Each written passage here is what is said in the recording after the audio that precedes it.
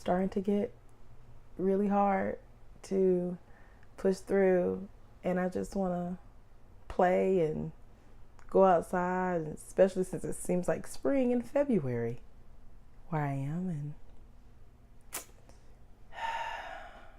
these burnouts are real.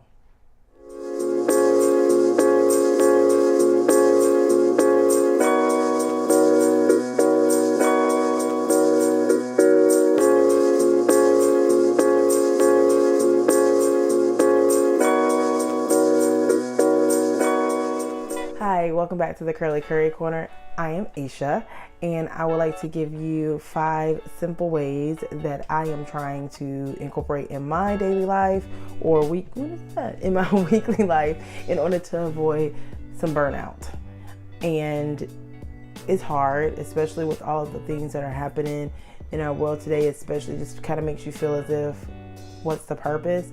But I try to keep focused and try to maintain that, just streamline that it's all about my kids and just pushing through for them, because I know that they need me and I cannot leave them out there by themselves or lead them astray. So I'm just going to give you 5 different things that I am trying to do to incorporate in my life to make sure that I avoid any burnout or any, tiredness or anything like that.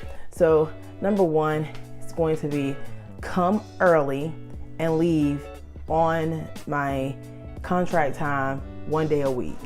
And sometimes that can be really hard because you have so many different things to do.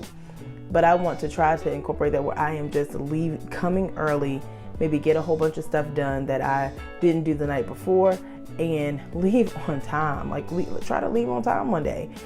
And it may even be like maybe 10 or 15 minutes off, because sometimes, we just can't leave right when it says, it's time for me to leave. It's 3:40. I'm leaving. Stop it. But definitely I want to try to at least incorporate that into my daily routine so that my weekly routine, so that I'm not getting overwhelmed. Also, I encourage you to take one day where you don't take anything teacher related home. I know it's hard, especially if you have a lot, but here's the thing. No matter what you get done on your to-do list, there's always 50 other things that have to be added on. So it's a revolving to-do list. It's not going to ever be finished. You're always going to add something. So stop and spend some quiet time with your friends and family and just not bring anything teacher related home. And try that. And I'm trying that, and I feel a lot less pressure and different things like that. So I'm definitely making sure that that's part of my working weekly routine. Number 2, read a book that is not teacher related at least 2 times a week. So what I've done is I'm trying to read a book.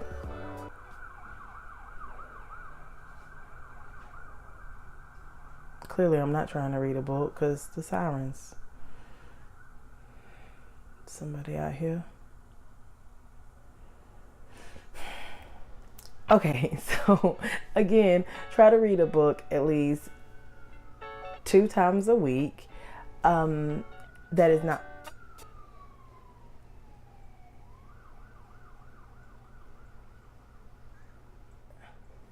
Okay, so again, try to read a book not teacher related at least 2 times a week. And what I have tried to do, I am trying to read a book that is, 10 pages, 10 to 20 pages for those two days a week. And right now I'm reading, let me grab it for you. I am reading Glass Sword.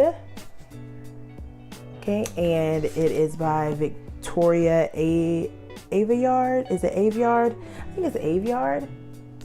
I'm trying not to mess up her name. But I read Red Queen, so this is the 2nd book. I believe she is working on a 5th book, so there's 5 books. And I have just taken it. I'm borrowing it from one of my ELA teachers and just trying to read something that is not teacher related. And so I try to do that at least twice a week, because I feel as if that will help to kind of decompress and relieve some stress. So definitely, if you're not into any fiction, try to read maybe like a biography, or even try podcasts, which I have gotten into as well. And I want to do a video that talks about some of the best podcasts to listen to really help to, get your teacher PD on, and just kind of help you relax and get some information as well while you're driving, walking, whatever. So I'm definitely going to include that as well. So stay tuned for that. But definitely books, podcasts, anything like that. Try to do that within, certain range. And with podcasts, you can do more than 10 or 15 more than 10 or 15 minutes, because you can do other things while you're listening to it. So definitely try that out. Number 3, take a bath. And not saying that you don't bathe, because most of us just get in showers and rush out, but take some time to, if you have a bathtub, just sit in there and relax. Get you some bath bombs, some essential oil stuff, and just relax at least once a week. I know it seems like that's one of the most basic things to do, but I feel like it will really help you to kind of relieve some stress and just catch up on your own personal thoughts. And we just are always running, and we think we have to keep running, and we don't. And eventually we're going to hit a brick wall. So definitely try those things out and just kind of relax that way. I feel like that's something that I can look forward to as well. You can plan a day. It doesn't even have to be on the weekend. Do it on the weekday when you are not taking anything else home. So try that out. Number 4 is going to be talk to your kids. If you have built, which I encourage you to do so, build a strong relationship with your kids. Talk to them and let them know. When my students come and ask me about grading papers, and I just give them the real, and I say, hey, I have a family. This weekend I had to do this.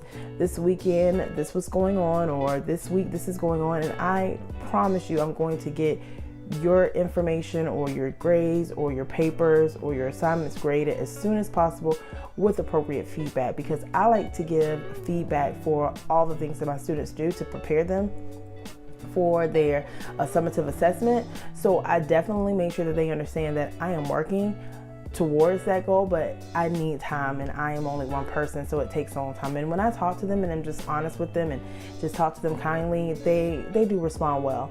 So just talk to your kids and let them know, hey, I have a ton of things to do, so I am going to get to it as soon as I can. I promise you I've not forgotten about it, and I've not forgotten about you.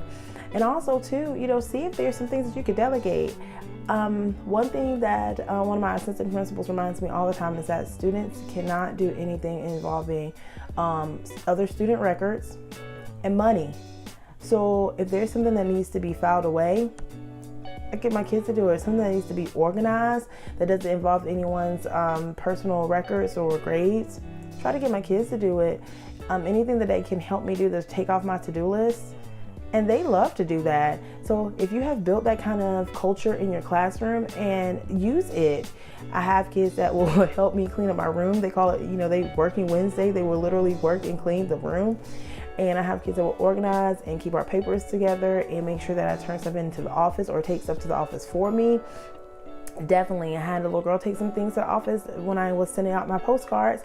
She took them to the office to be mailed out. So these are things that are very easy that could be delegated to students, as long as it's not dealing with money and dealing with other students' permanent information or records or anything like that. So definitely try to delegate to take off some of that stress and burnout. And last but certainly not least, number 5, exercise.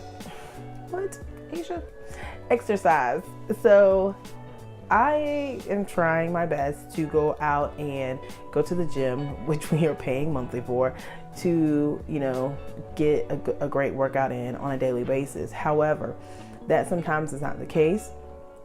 So one of my other assistant principal, she basically mapped out the cafeteria and calculated how many laps around it would take for you to walk a mile. She also mapped out the outside of our, we call it like a recess field, but it's really just like a break field for the kids just to go out and get some sunshine and air and all that. and she mapped around and calculated how long it would take for us to reach a mile. So there are some ways that we can get in a great break, release some endorphins by just walking around the cafeteria, maybe even walking around your classroom. If you have second floors or you work in a building where you have 2 floors, you can go up and down the stairs and do all of that, and that will really help to maybe like release some stress, give you some time to think. You can also listen to some podcasts or read a book on audio if you would like, while you're doing that as well. So those are definitely some things that I am including in my life to just kind of decompress and help me to not have that burnout. So I hope that these things will help you out. I hope that you find some of them useful. If you have any additional ones that you would like to share, please do comment down below and let us know what they are, and help us so that we can all help each other to avoid. Please help us out too, so that we can avoid any burnout. So definitely comment down below anything that you have that you can share with us. And if you would like, I'm trying my best to be better at it, but definitely follow me on Instagram at the Curly Curry Corner, and also follow me on Twitter at Aisha Curry Sci, SCI. And like, comment, share any of the videos that you like here at the Curly Curry Corner. And next week is my goal is to put up my video on podcasts. There are some great podcasts that I have been listening to, and there's some great information that I feel like you guys really need to listen to and share, and I will have them for you because they're awesome. And I may even, if I get a chance, I may even record it early, put it out earlier. I don't know, but I really love them, and just trying to get all the information up so I can just link it for you guys. So stay tuned for that. And I hope that you have a great week and that everything goes well for you and you are working hard to stay positive for your students. So I will see you later. Bye.